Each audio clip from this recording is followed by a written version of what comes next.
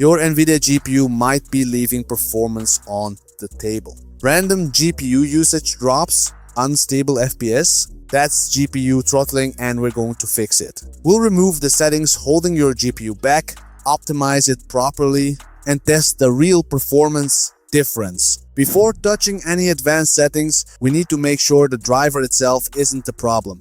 Open the Nvidia app and go to the drivers tab.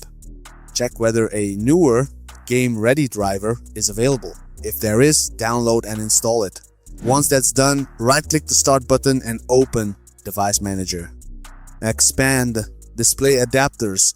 Right-click your Nvidia graphics card and choose Properties. Open the Driver tab and check the driver date, version, and provider.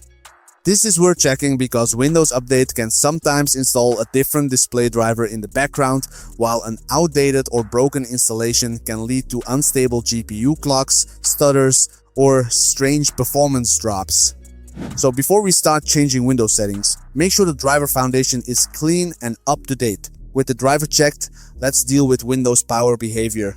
Open Windows Search, type cmd, right-click Command Prompt and select Run as Administrator.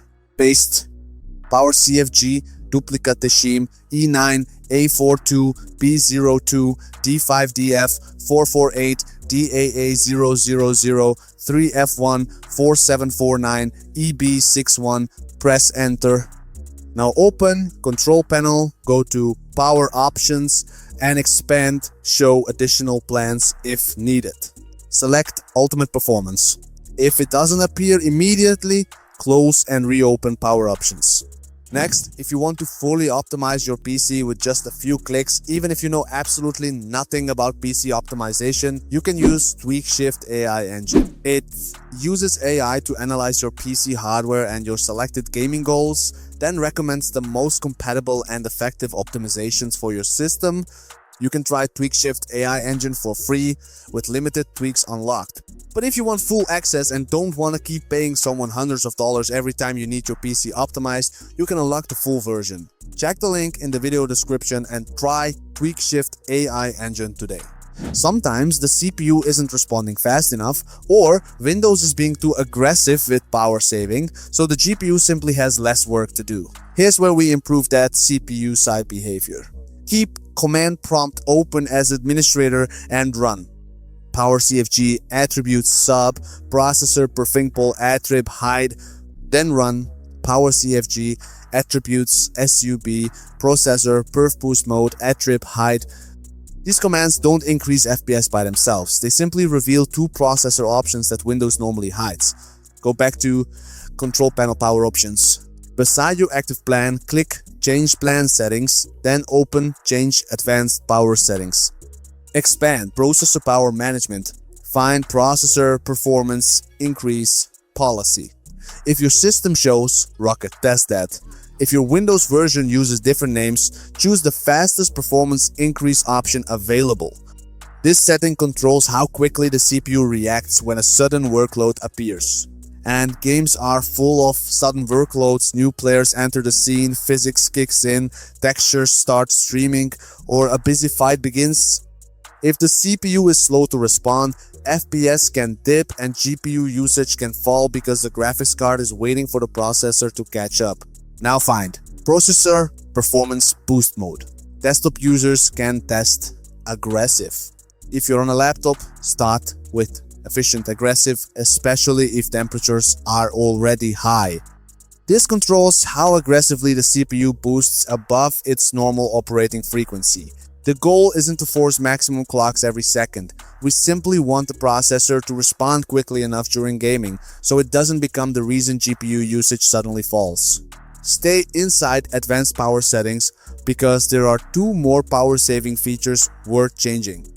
Expand PCI Express, then open Link State Power Management. Set it to Off. Your graphics card communicates with the system through PCIe, so for a performance-focused gaming plan, we don't want Windows trying to reduce power on that connection while the game is running.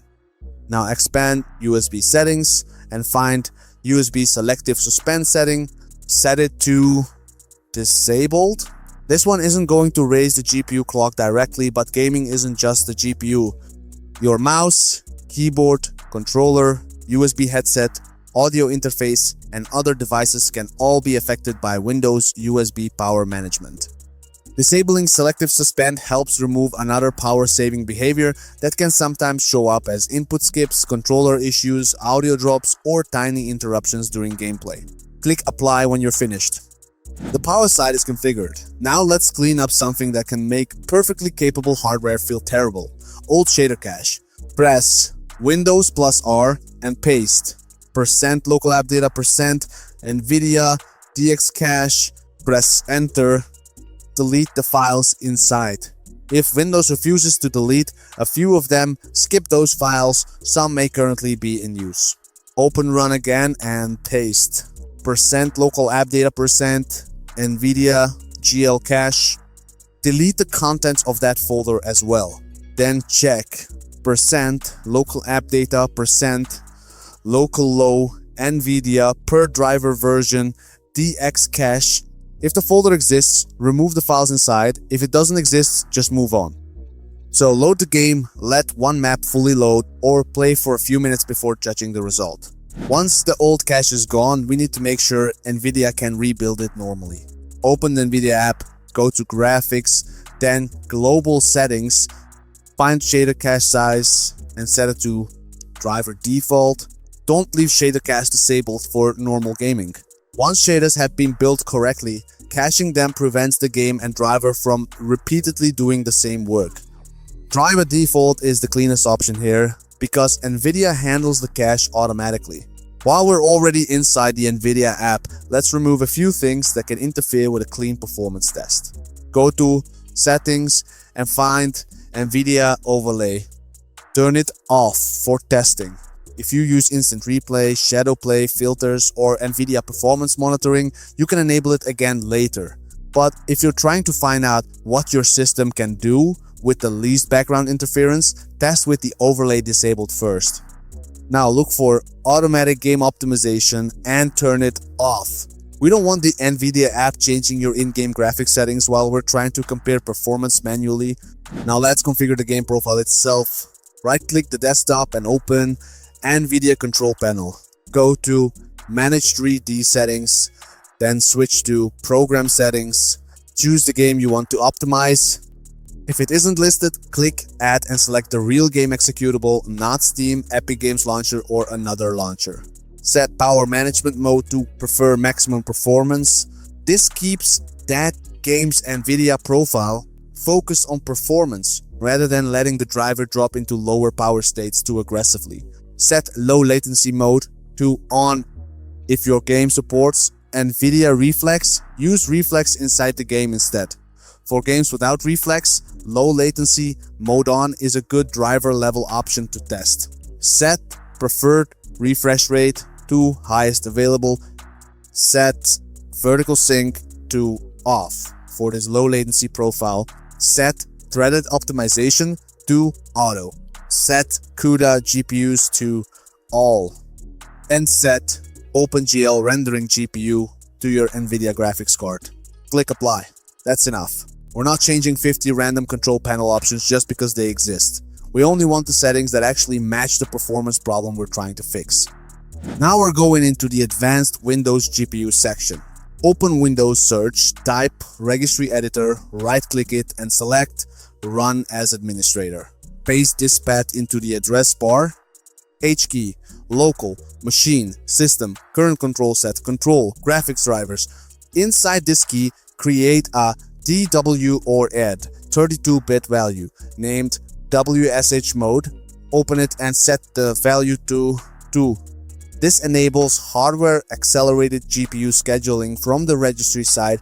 Now, if your system specifically suffers from GPU driver timeouts, freezes, or the display driver resetting during heavy loads, the same graphics drivers key can also contain timeout values such as DDR delay and DDR delay.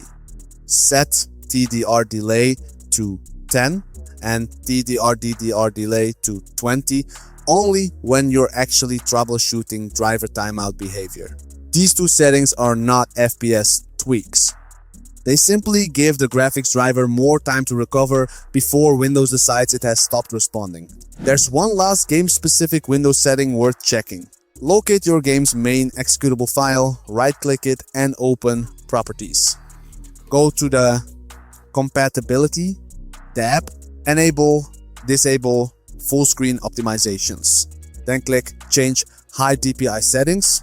Enable Override High DPI Scaling Behavior and set scaling to Application. Click OK, then Apply. Treat this as a per game test. Some games feel cleaner and more responsive with full screen optimizations disabled, while others work perfectly with the Windows default behavior. So if disabling it helps, keep it.